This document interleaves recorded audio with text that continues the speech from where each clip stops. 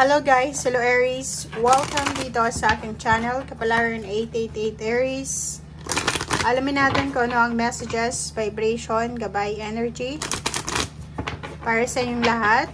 Ito ay general reading. Alamin natin kung ano ang message ngayong weekly na to or ngayong linggong ito para sa lahat ng Aries.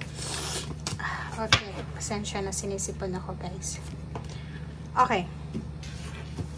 Aries, sa linggong ito, sinasabi ng barahan na posibleng may magsisimula sa buhay mo. Okay, mapa-relationship man siya, friendship, relationship, attachment, partnership, or kung ano pa man, or pwedeng passion, hobbies, or mga pagbabago sa lifestyle mo, healthy regimen, Aries, or kung ano pa man. So, nakikita natin dito na sa linggong ito ay nakafocus ka sa mga magsisimula sa buhay mo. Okay?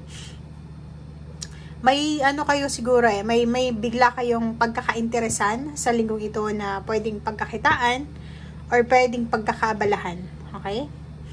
And busy din yung iba sa kanilang bagong lugar, bagong environment, bagong kakilala, or kung ano man to na pagbabago or may bago ka. So, yun ang sinasabi ng barahan. If ever man may bago kang trabaho or bago kang relationship, yun yung focus mo sa ngayon.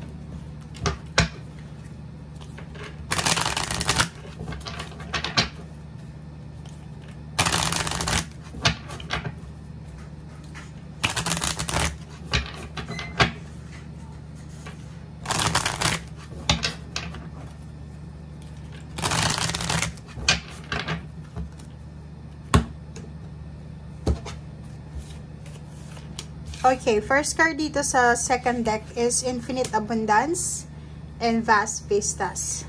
Okay.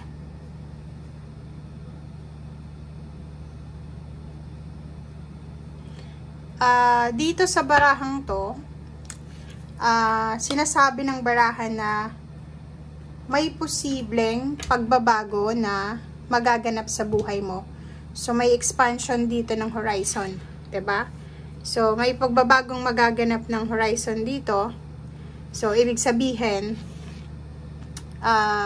ano man ito na gusto mong mag-expand sa buhay mo, ay posibleng mag-expand talaga siya. So, una, yun nga, may posibleng relationship, friendship, or partnership na posibleng mag-expand siya or magsimula ngayong linggong ito.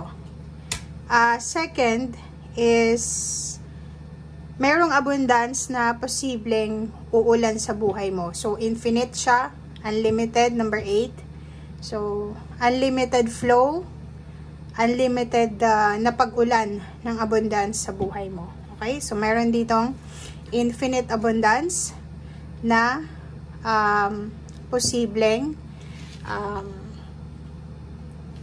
uulan sa buhay. Bigla akong nawawala. Sorry dahil ito sa Mercury retrograde, parang medyo mabagal tayo sa ngayon. Okay, so yun. Nakikita natin dito na maraming possibilities, swerte, pagpapala, yun, abundance and prosperity na posibleng dumaloy. May harvest season dito na posibleng mangyari sa buhay mo.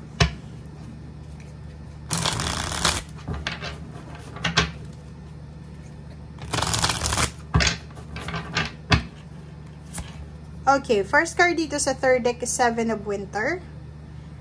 Sinasabi ng barahan na may mas magandang choice daw na posibleng darating sa buhay mo. So, if ever na nahihirapan ka sa mga choices mo, sa decision, sinasabi ng barahan sa'yo dito na huwag kang mag-alala kasi may parating na magandang choice or decision making na posibleng makakabuti sa'yo.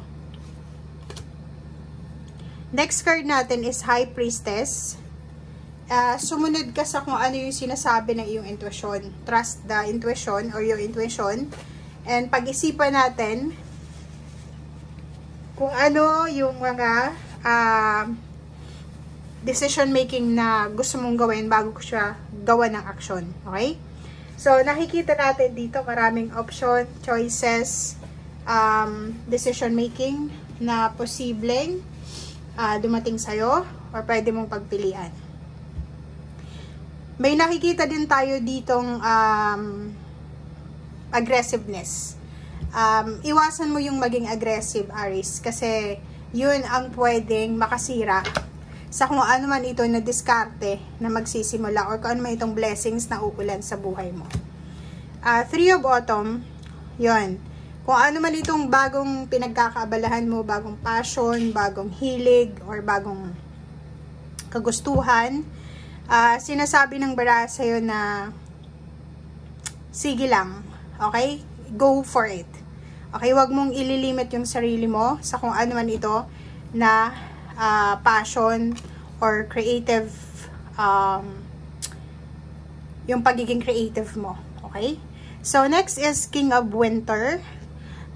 If ever na may kailangan kang professional help or professional advices, pwede kang makakuha sa mga doktor, if doktor yung kailangan mo, financials, kung financial sa abogado or financial advisor, engineer kung bahay ito, or kung ano pa man. So, ang baraha mo is parang in general siya, pumasok na siya sa buhay mo for several months na message, parang inuulit lang.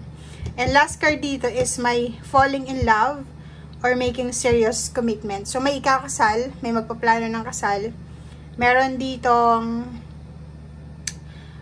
magkakapatawaran, may forgiveness and resolution ng problem, and may mga relationship na pwedeng mag-heal. Okay? Life experience, let go of your past, let go of your mga negativity na hindi na kailangan sa buhay mo, and kung ano man itong mga life-changing events sa buhay mo or sitwasyon, gamitin mo to as inspiration, gamitin mo to as opportunities para, yun nga, makapagsimula ng bagong buhay, mag-expand yung horizon, and kung ano man itong biyaya na dumating sa'yo, gamitin mo siya as, parang stepping stone, okay?